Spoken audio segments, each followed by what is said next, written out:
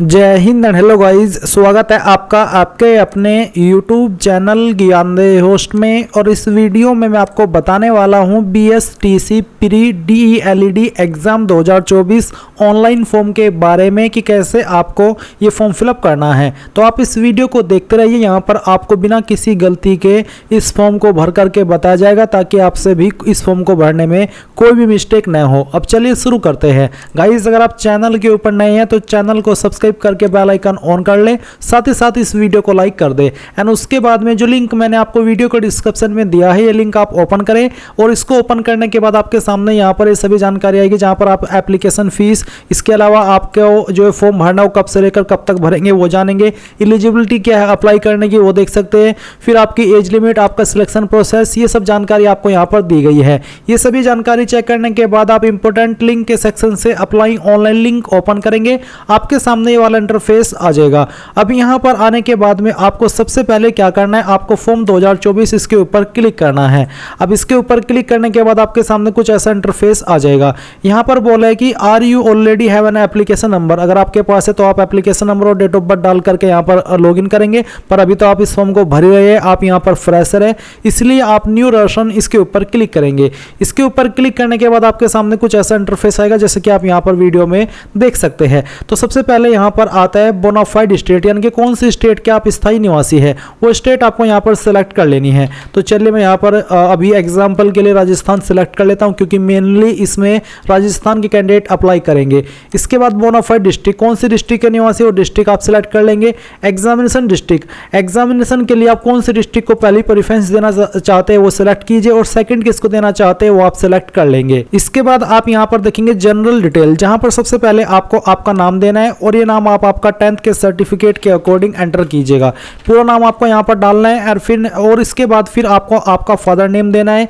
इसके बाद आपको आपका मदर नेम देना है, आपका मोबाइल नंबर देना है। डेट ऑफ बर्थ आपकी क्या है, वो डेट ऑफ बर्थ आपको यहाँ पर कैलेंडर के ऊपर क्लिक करके सिलेक्ट करनी होगी, इस तरह से जैसे कि मैं आपको दिखा रहा हूँ। पहले आपको ईयर, फिर मंथ, और उसके बाद में डे। देन गाइज आपको आपका जेंडर सिलेक्ट करना है। मैरिटल स्टेटस आपका क्या है, मैरिड अनमैरिड, वो आप सिलेक्ट कर लेंगे। अगर आप यहाँ पर मैरिड है तो आपको आपके हस्बैंड का नाम देना होगा। फिर आती है कैटेगरी ऑफ एप्लीकेंट, तो आपकी कास्ट कैटेगरी कौन सी है, general, EWS, OBC, creamy layer, OBC, non creamy layer, MBC, SC ST, जो भी है वो आप सिलेक्ट कर लेंगे। अगर OBC तो OBC, SC तो SC, जो भी है बेसिकली वही आप सिलेक्ट करेंगे। फिर आता है do you belong to any of these area, क्या आप इनमें से किसी एरिया से बिलोंग करते हैं। जैसे कि अगर मैं यहाँ पर कोई कैटेगरी सेलेक्ट कर रहा हूँ, जैसे OBC, MBC या फिर SC, तो यहाँ पर अभी कोई ऑप्शन नहीं है, इसका मतलब मैं यहाँ पर नॉट एप्लीकेबल ही रहने देता हूँ। फिर आता है माइनॉरिटी, क्या आप माइनॉरिटी से बिलोंग करते हैं, अगर हाँ तो यस, और फिर आप बताइए कि आपकी माइनॉरिटी कम्युनिटी कौन सी है।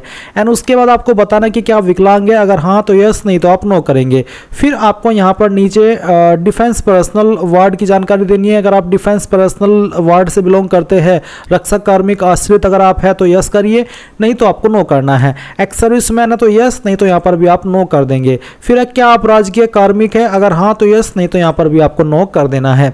इसके बाद आता है परमानेंट एड्रेस डिटेल, तो अब आप यहाँ पर आपके परमानेंट एड्रेस की जानकारी देंगे। आपको यहाँ पर बोला है house number, landmark, colony, only dot comma dash slash allowed, यानी कि आप सिर्फ इन्हीं जो यहाँ पर बोला है डॉट कोमा डैश स्लैश ये अलाउड है, बाकी आपको किसी भी चिन्ह का इस्तेमाल नहीं करना है। फिर यहाँ पर आपको हाउस नंबर, आपका लैंडमार्क या फिर कॉलोनी आप दे सकते हैं। फिर आपका जो पोस्ट ऑफिस है वो आप लिख देंगे। यहाँ पर आपको आपके विलेज या फिर ब्लॉक या फिर पंचायत का नाम देना है। एरिया पिन कोड क्या है वो आप डाल देंगे।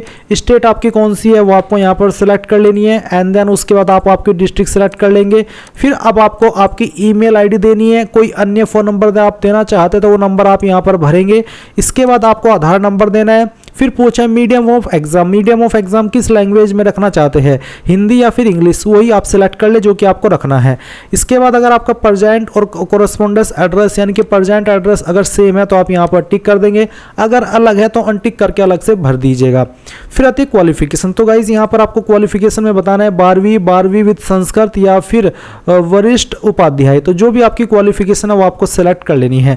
अगर मैं 12th सेलेक्ट करता हूँ तो ये देख लीजिए आपके सामने एक ALP भाषा भाषा का जो ऑप्शन है वो नॉट एप्लीकेबल हो गया है। अगर मैं संस्कृत सेलेक्ट करता हूँ तब भी ये नॉट एप्लीकेबल है, वरिष्ठ उपाध्याय में भी नॉट एप्लीकेबल है, पर मैं अगर 12 सेलेक्ट कर रहा हूँ तो ये नॉट एप्लीकेबल इस तरह से थोड़ा एक्टिव हो गया। जैसे कि अप्लाइंग फॉर एएलपी भाषा, अगर हाँ तो यस करने के बाद आपको बताना कि उर्दू, पंजाबी, सिंधी, गुजराती। अगर नो तो आप नो करेंगे और यहाँ पर नॉट एप्लीकेबल हो जाएगा। फिर आता है कोर्स अप्लाइंग फॉर, तो किस कोर्स के लिए आप अप्लाई करें। आपको बोला कि जिस आवेदक ने कक्षा 12वीं में संस्कृत विषय पढ़ा है अथवा वरिष्ठ उपाध्याय की योग्यता अर्जित की है, केवल वही आवेदक डीएलईडी संस्कृत या डीएलईडी बोथ सिलेक्ट कर सकते हैं। यानी कि वही कैंडिडेट डीएलईडी संस्कृत या डीएलईडी बोथ सिलेक्ट कर सकते हैं।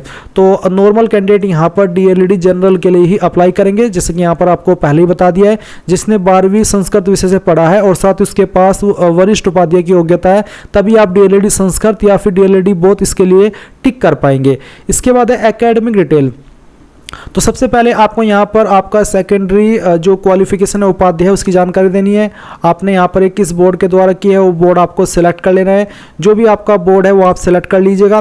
किस साल के अंदर आपने पास किया वो साल आप यहाँ पर सेलेक्ट करेंगे। मैक्सिमम मार्क्स आपके क्या थे वो आप यहाँ पर डालेंगे और कितने में उसमें से आपको कितने नंबर आए थे वो आप यहाँ पर ऑब्टेन्ड मार्क्स के अंदर लिखेंगे। इस तरह से जैसे कि मैं आपको बता रहा हूँ, परसेंटेज आपकी कैलकुलेट कर ली जाएगी। इसके बाद है सीनियर सेकेंडरी, यानी कि 12वीं। यहाँ पर सेकेंडरी का मतलब 10वीं है और सीनियर सेकेंडरी का मतलब है आपका 12वीं। तो 12वीं आपने किस बोर्ड से किया वो बोर्ड भी आप सिलेक्ट कर लीजिएगा। और उसके बाद आप सेम तरीके से बताइए कि किस साल के अंदर आपने पास कर ली थी। फिर आपको आपके टोटल नंबर यहाँ पर बताने हैं, कितने नंबर आपको आए थे वो आप यहाँ पर डाल दीजिए एंड परसेंटेज आपकी आ जाएगी। फिर आप यहाँ पर टिक करेंगे, सभी जानकारी चेक करते हुए नेक्स्ट के ऊपर क्लिक करेंगे। अब आपके सामने यहाँ पर राशन का जो स्टेप 2 है वो आ चुका है, जहाँ पर आपको डॉक्यूमेंट्स अपलोड करने हैं। जैसे कि आप यहाँ पर आपका रिसेंट फोटो अपलोड करेंगे। इसके लिए गाइज आपको चूज फाइल के ऊपर क्लिक करना है और जहाँ पर भी आपकी फोटो फाइल है वो आपको सिलेक्ट करना है और ओपन कर देना है। और उसके बाद आप अपलोड के ऊपर क्लिक करेंगे। अपलोड के ऊपर क्लिक करने के बाद में आपका फोटो आ जाएगा और आप व्यू के ऊपर क्लिक करके इसको व्यू भी इस तरह से कर लेंगे। फिर आप आपका सिग्नेचर अपलोड करेंगे। जहाँ पर भी आपके सिग्नेचर की फाइल है सिलेक्ट कीजिए, ओपन कीजिए, अपलोड के ऊपर क्लिक कीजिए एंड देन आपकी सिग्नेचर की फाइल भी यहाँ पर आ जाएगी। फिर आप इसको भी व्यू कर लीजिएगा। अब आपको यहाँ पर थंब इंप्रेशन अपलोड करना है। अब इसमें बहुत सारे कैंडिडेट को डाउट है कि कौन सा थंब इंप्रेशन अपलोड करें। तो गाइज यहाँ पर मैं आपको बता दूं कि चाहे आप इसमें लेफ्ट हैंड का थंब इंप्रेशन अपलोड करें या फिर राइट हैंड का, आपको कोई भी प्रॉब्लम नहीं होगी। क्योंकि अगर आप इंस्ट्रक्शंस के अंदर आएंगे तो आपको यहाँ पर कोई भी स्पेसिफिकली नहीं बोला कि आपको दाएं अंगूठे का निशान अपलोड करना है या फिर बाएं अंगूठे का निशान अपलोड करना है। आप चाहे दाएं का कर दीजिए चाहे फिर बाएं का कर दीजिए, बस आपको ध्यान में रखना है कि आपने कौन सा थंब इंप्रेशन दिया है। और जब आपका वहां पर थंब वेरिफिकेशन हो तो आप उसी अंगूठे का इस्तेमाल कीजिएगा जो कि आपने यहाँ पर इस में अपलोड किया है, यानी कि बायां या फिर दायां। इसमें कोई भी कंडीशन नहीं है कि आपको कौन सा करना है। तो अब आप यहाँ पर चूज फाइल के ऊपर क्लिक कीजिए और जहाँ पर भी थंब इंप्रेशन है वो यहाँ पर सिलेक्ट कीजिए और ओपन कीजिए, अपलोड के ऊपर क्लिक कीजिए और आपकी फाइल यहाँ पर अपलोड हो जाएगी। इसके बाद आप व्यू के ऊपर क्लिक करके इसको भी व्यू कर लेंगे एंड देन आप यहाँ पर नेक्स्ट के ऊपर क्लिक करेंगे। इसके बाद गाइज आपके सामने इस तरह से आपके फॉर्म का प्रीव्यू आएगा। आप यहाँ पर क्लिक है टू प्रिंट फॉर्म, इसके ऊपर क्लिक करके यहाँ से अगर प्रिंट लेना चाहते तो आप ले सकते हैं। तो आप इसके ऊपर क्लिक कीजिए और फिर आप यहाँ पर इसको सेव कर लीजिए। अगर आपके पास अभी प्रिंटर मौजूद नहीं है तो पीडीएफ के रूप में सेव कर ले, बाद में प्रिंट करा लीजिएगा। एंड अब आप यहाँ पर नीचे प्रोसीड फॉर पेमेंट के ऊपर क्लिक कर दीजिए। इसके ऊपर क्लिक करने के बाद आपको यहाँ पर पेमेंट के पेज पर ट्रांसफर किया जाएगा। आप आपकी एप्लीकेशन फीस यहाँ पर इनमें से किसी भी माध्यम का इस्तेमाल करके जमा कर सकते हैं, जैसे कि क्रेडिट कार्ड या फिर आपका डेबिट कार्ड या फिर यूपीआई या क्यूआर। तो आप यहाँ पर जिस भी माध्यम का इस्तेमाल करना चाहे कर लीजिए। एंड जैसे ही आप यहाँ पर फीस जमा कर देंगे तो आप आपके फॉर्म का फाइनल प्रिंट आउट ले पाएंगे। एंड अगर फीस में कोई इशू आ जाते हो और आप यहाँ पर दोबारा से यहाँ पर आना चाहते हो तो आप क्या करेंगे, इसके लिए आप अप्लाई ऑनलाइन लिंक फिर से ओपन कीजिएगा। आप फाइंड फॉर्म नंबर के ऊपर क्लिक करके आपका जो फॉर्म नंबर है वो फाइंड कर सकते हैं, जिसमें कि आप आपका नाम, father name, mother name, mobile number, date of birth जो कि आपने यहाँ पर भरी वो डाल करके इसको प्राप्त कर सकते हैं। फिर आप यहाँ पर अगर फॉर्म को रीप्रिंट करना चाहते तो आप रीप्रिंट फॉर्म के ऊपर क्लिक करके आपका एप्लीकेशन नंबर जो कि अभी आपने प्राप्त किया है एंड डेट ऑफ बर्थ का इस्तेमाल करके प्रोसीड पर क्लिक करके आप यहाँ पर अपने फॉर्म को रीप्रिंट भी कर सकते हैं। तो इस तरह से गाइज आप लोग बीएसटीसी प्री डीईएलईडी एग्जाम 2024 फॉर्म भरेंगे। आई होप ये प्रोसेस आपको पसंद आया होगा। अगर आपने अभी तक भी वीडियो को लाइक नहीं किया कर दीजिएगा। And thanks for watching. जय हिंद।